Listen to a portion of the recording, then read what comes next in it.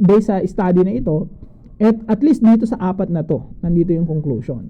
Kung si LL yon ay hindi si Yahweh, si Yahweh ay hindi si LL yon, at hindi rin Diyos si Yahweh, lalabas niya.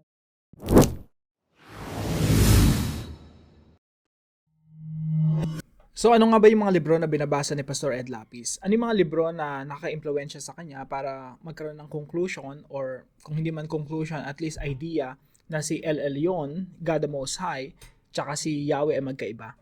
Now, nung nakaraan tinalakay natin na si Pastor Ed Lapis hindi naman talaga siya nagtuturo ng Marcionism.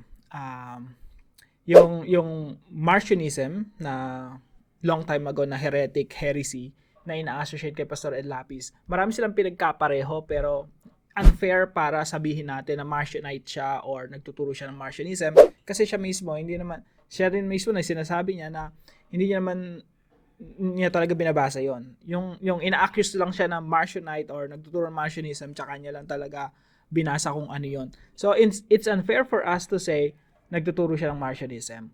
So mas maganda para hindi tayo naliligaw at kung ano yung mga kuro-kuro natin, alamin natin ano ba talaga yung mga binabasa niya mga libro. Ano yung naka-impluwensya sa kanya para pag-aralan, or kung hindi ko alam kung nag-conclude na siya. I think the study is ongoing.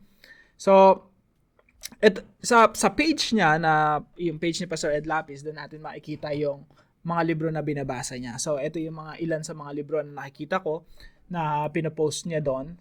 And I think, ito yung nakaka-impluwensya sa kanyang understanding, or maybe pinag-aaralan ngayon, or maybe nag-conclude na siya. I'm not sure kung nasang situation na siya right now. So, I hope sa pag-aaral ni Pastor Ed Lapis, magbawi pa rin siya sa conclusion na si LL yon, yung the Most High God, tsaka si Yahweh ay isa lang. No? Kasi ang daming effect nito, matindi yung epekto nito sa ating Kristiyanong pananampalataya, lalo na sa kalagayan ni Pastor Ed Lapis. He's very influential. Yung isang salita niya lang pwedeng paniwalaan ng marami, no? So, ito yung mga libro na binabasa ni Pastor Ed Lapis. So, tinignan ko yung iba. Ito wala akong copy. Ito meron ng copies nito. Binasa ko na yung mga important parts ng mga books na ito. Basically, ang kumbaga yung pinaka main point ng dalawang libro na ito ay yung history ng Israel, no? Ancient Israel, long time ago. Nag-start sila as polytheistic. Ibig sabihin ng polytheistic or polytheism, ibig sabihin naniniwala sila sa maraming Diyos. Isipin nyo lang yung mga Greeks, no? Ang dami nilang mga Diyos. Andiyan sila Zeus, sila Hades, sila Poseidon, tapos yung mga anak-anak pa nila, no? So, yung early Israelites daw, polytheistic sila, naniniwala sila sa maraming Diyos. Pero yung isang Diyos, kumbaga naging patron God nila, si Yahweh. At si Yahweh, nagde-demand siya ng exclusive worship.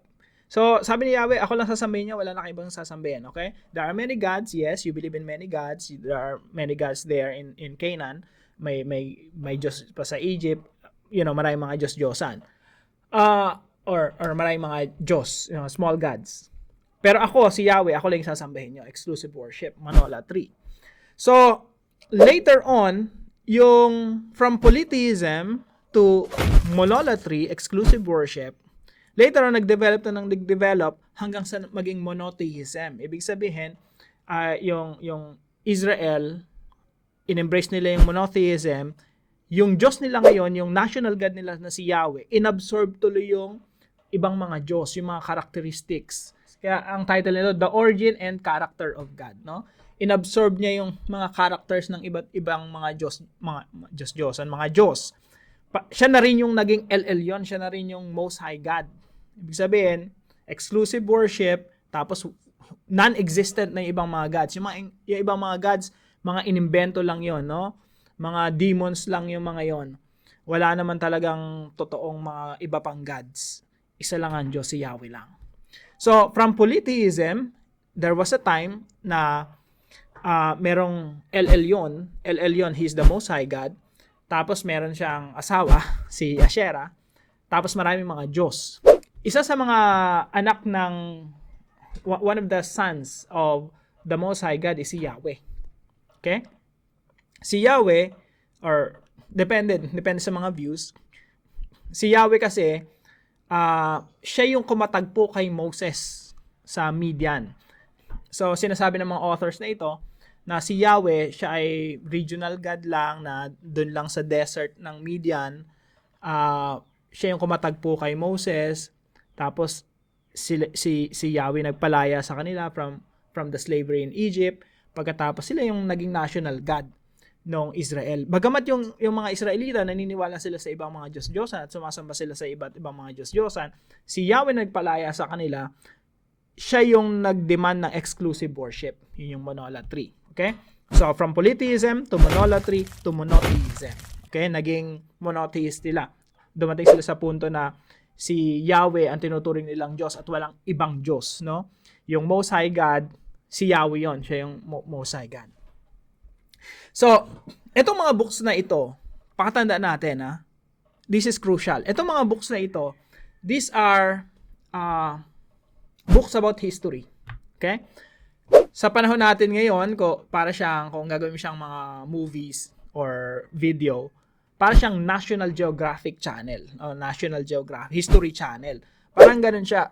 Kung ang History Channel gagawa ng mga documentaries, magbe-base yun dito. Kasi ito yung mga books na nag-a-attempt or ginagawa nila yung best nila based on the available data para i-reconstruct yung history ng Israel. Pinag-aaralan nila yung history ng Israel. Now, these are not theological books. Okay? So, ito si Theodore Lewis. Explicitly, sinasabi niya, I'm approaching this subject from the perspective of a historian, not a theologian. Bakit kailangan niya i-clear yon? Bakit kailangan malinis? No? Historian to. I'm using historical critical approach na from the perspective of a historian, hindi theologian. Bakit? Kasi ang inaaral nila, history ng Israel. Ang inaaral nila, it's not about God, but it's about how God was understood in the ancient Near East, specifically yung mga Israelita. So, wag tayong mako-confuse.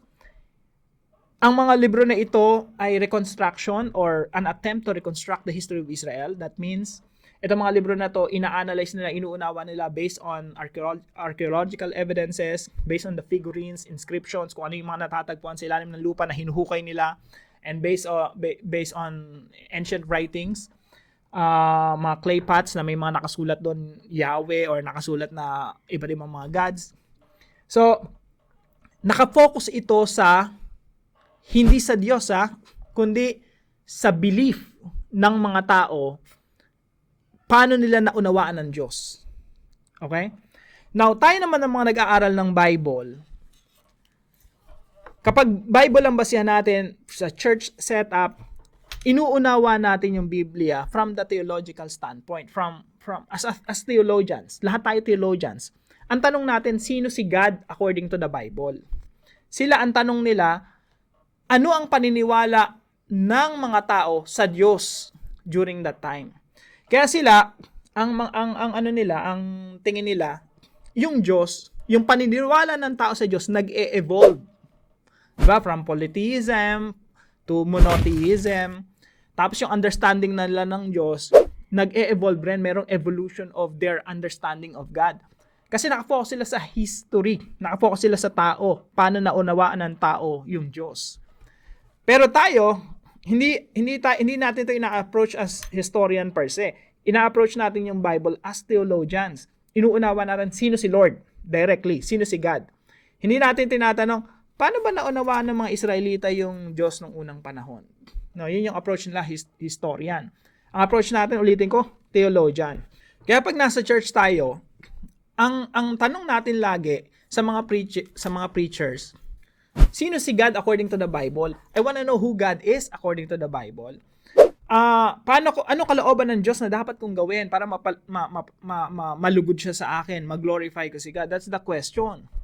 Kaya itong mga theological, mga scholarly discussions na ito, I admire Pastor Ed Lapis na, he's tackling this issue, inuunawa niya itong mga to. I just disagree with him sa sa pamaraan eh. I don't think this is a pulpit, this should not be discussed in the pulpit. Or yung mga assumptions dito ay madala sa pulpito. Tingin ko kung tatalakayin mo itong mga scholarly discussion, tingin ko dapat ito pang mga Bible study. Kasi doon may interaction, may question and answer. Pero kapag yung mga assumption nito dinala mo sa pulpito, one-sided yun eh. Minsan ang isip ng tao, you're preaching from the Bible. Pero yung assumption behind that galing pala sa mga librong ito.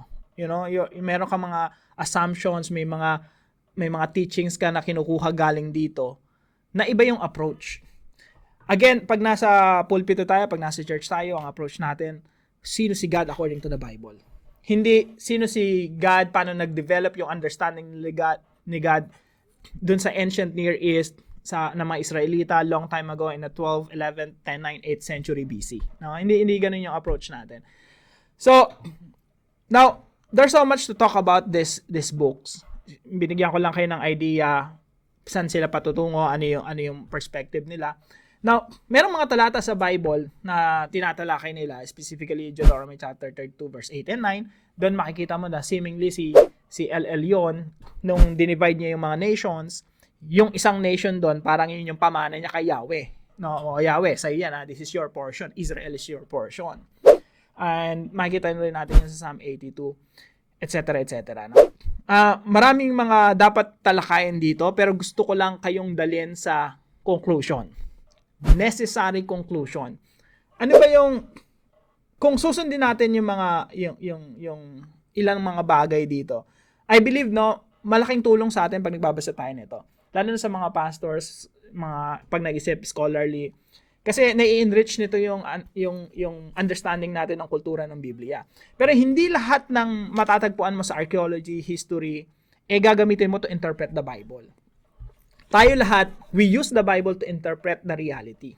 We use the Bible to interpret the culture. Hindi yung culture, yung natatagpuan doon sa ilalim ng lupa through archaeology, about Canaanite, mga Canaanites, no? Meron silang understanding ng God. Now, yung understanding ng God nila, hindi yun ang ginagamit natin to interpret the Bible. Kaya nga tayo binigyan ng Diyos ng Biblia to reveal Himself to us through the Bible. Hindi na tayo mako-confuse na ang dami pa natin mga sources. Minsan kasi sa pag-aaral na sa Ancient Near East, pag sinabi natin Ancient Near East Studies, ito yung pag-aaral sa mga naunang sibilisasyon, no? Doon sa Syria, Iraq, Israel, Iran, yung area na yan, no? Turkey, kasama Arabian Peninsula, Egypt, yung area na yan kasi ang yaman kasi ng lugar niyan in terms of history yung development ng writing, development ng law, government, etc. etc. So sa dami ng information diyan sa ancient Near East, yung Biblia binigay sa atin ng Diyos para ma-interpret natin yung reality ng tama. Ito yung basihan natin. Hindi tayo nag-i-import ng mga beliefs or mga theories from historians, tapos yun ang gagamitin natin to interpret the Bible.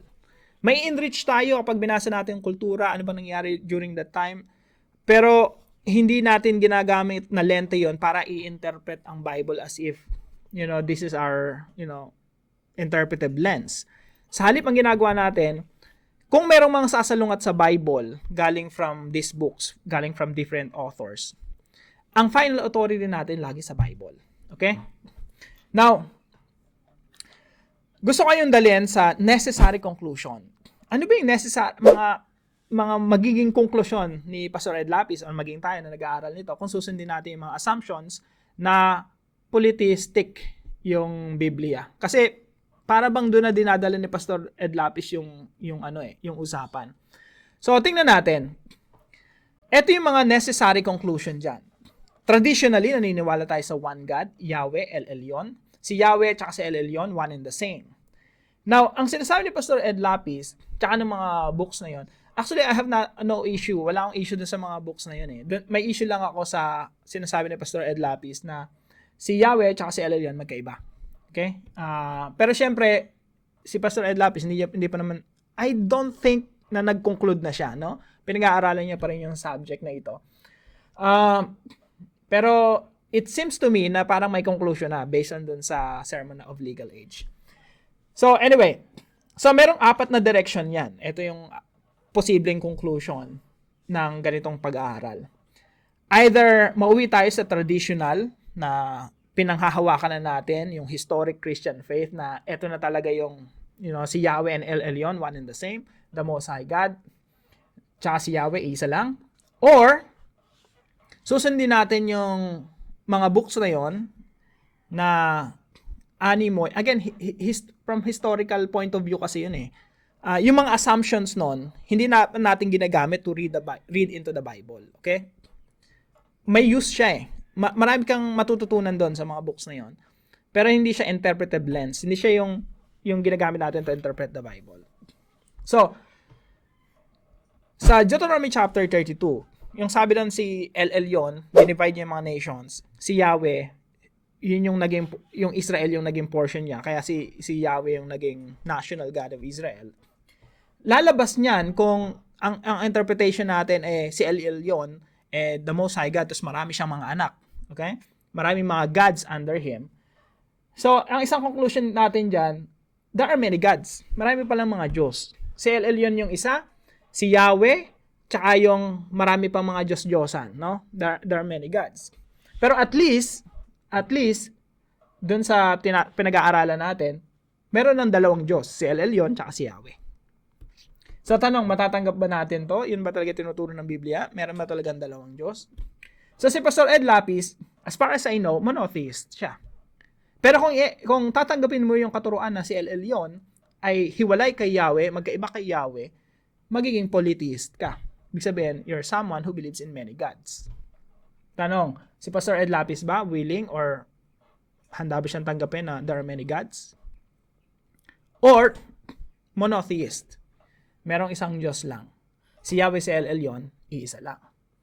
Now, pero kung ipaghihiwalayan mo sila at hindi mo ituturing na God si Yahweh, lalabas niyan si Yahweh, demon or Satan. Okay?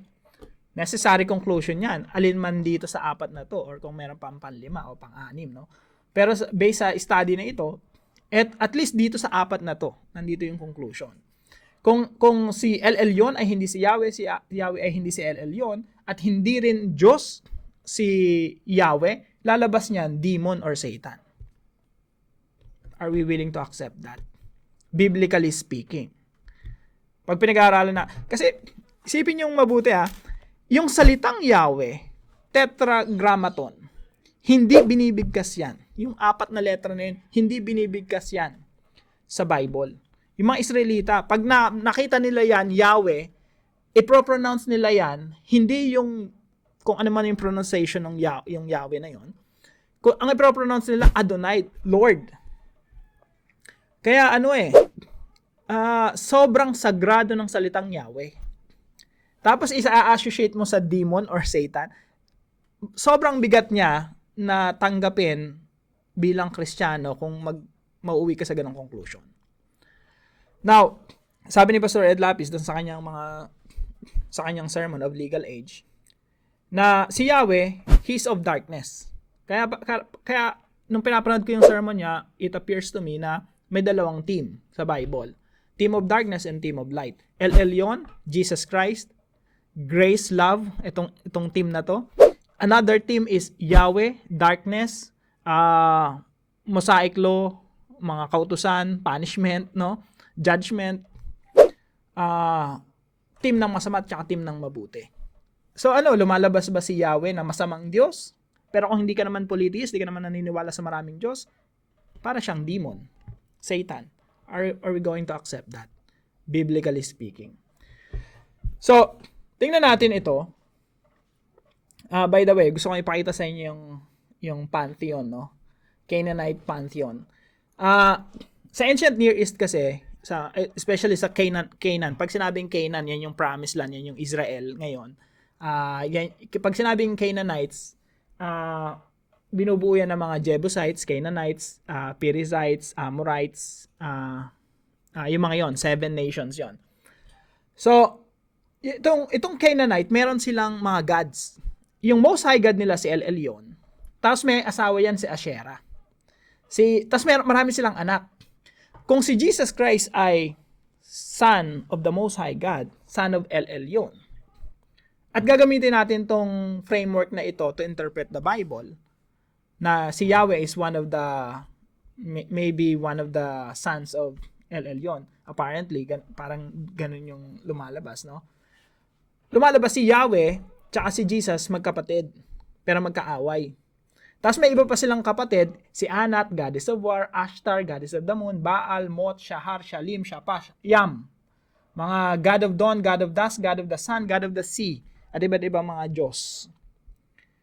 So, kung tatanggapin natin na si Jesus Christ is son of El Elyon, sino nanay ni Jesus? Asherah? May nanay pala si Jesus. It begs the question, sino ang tatay ni El Elyon? Sino ang mga magulang nila? Parang sa mga Greek gods, no?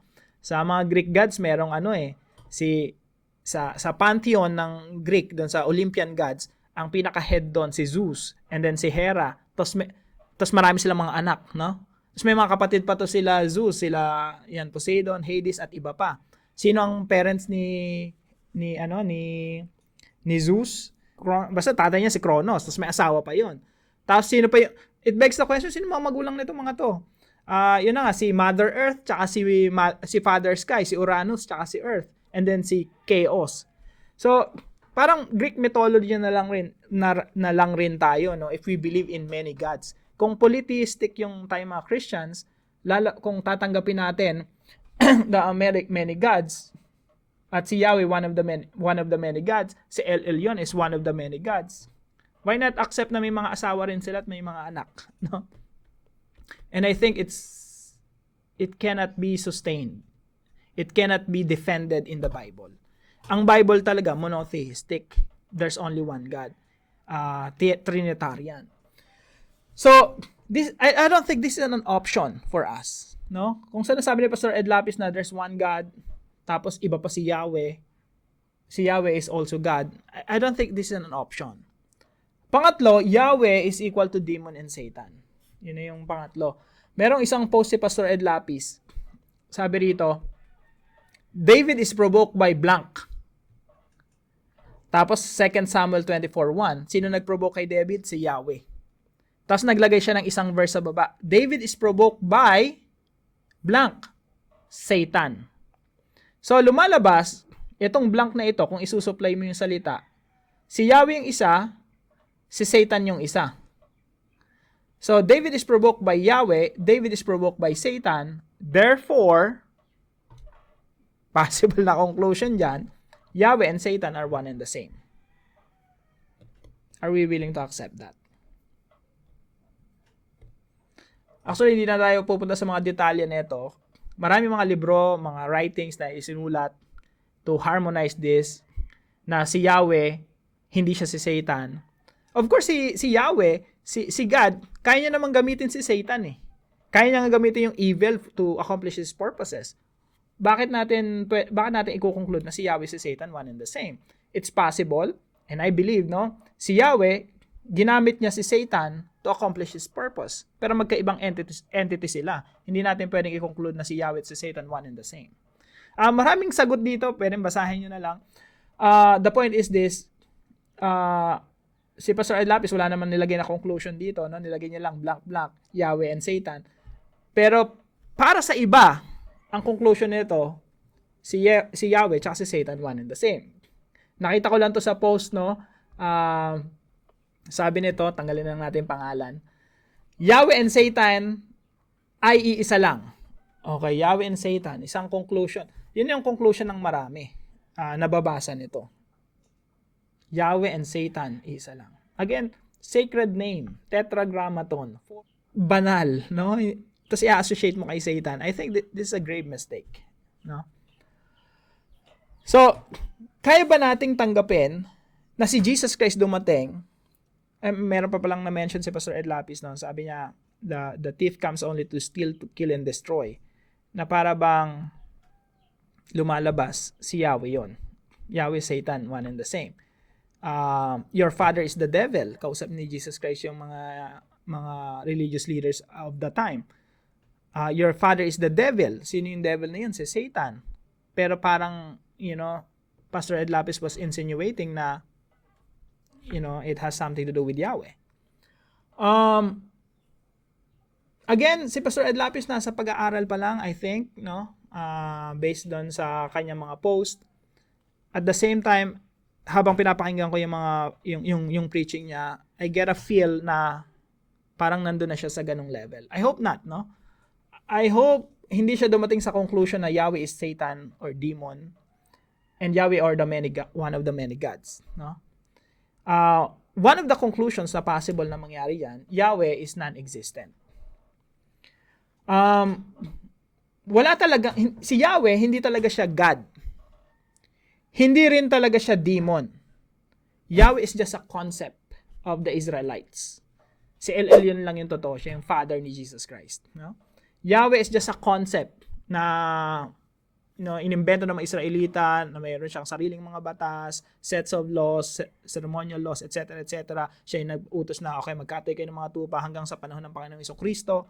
At yung Yahweh na yan, or Yahwism na yan, yan yung challenge ni Jesus Christ, which is non-existent. No? Wala naman talagang katumbas na entity or God yung Yahweh.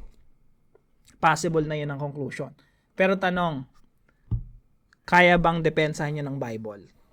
At sasabihin ko na, of course not. Yahweh, non-existent. Tapos nagbabasa ka ng Bible, non-existent pala si Yahweh rito. It cannot be sustained theologically.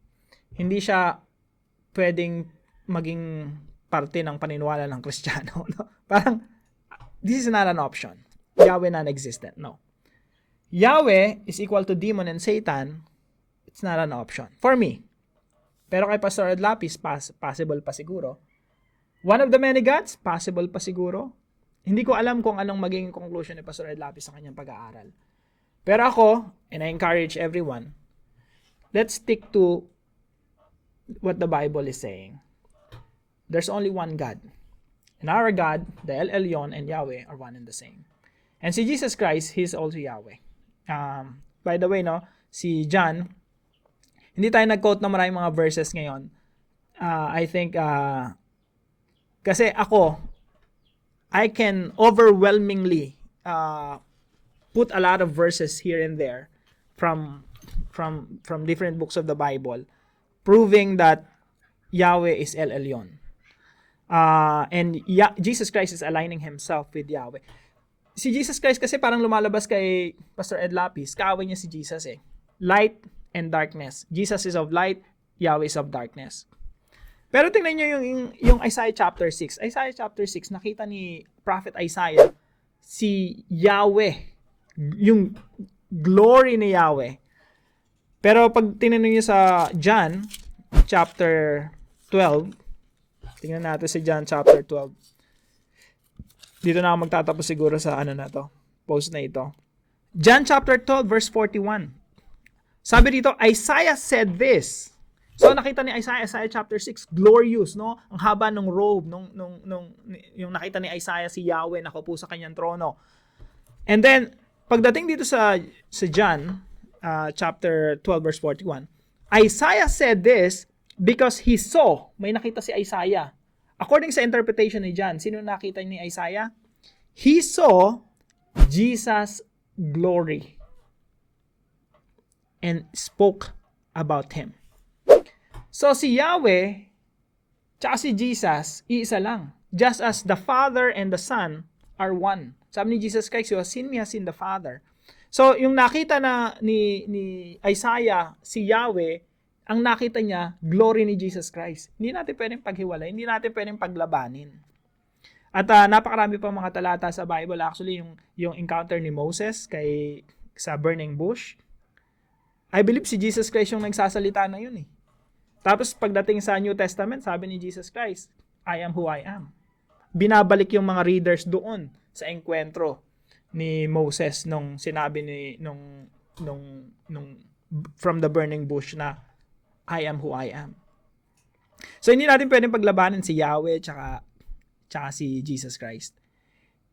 Ang necessary conclusion natin dito, I believe, there's only one God. Yahweh and Elyon are one and the same. I don't believe in polytheism. I don't believe that Yahweh is demon or Satan.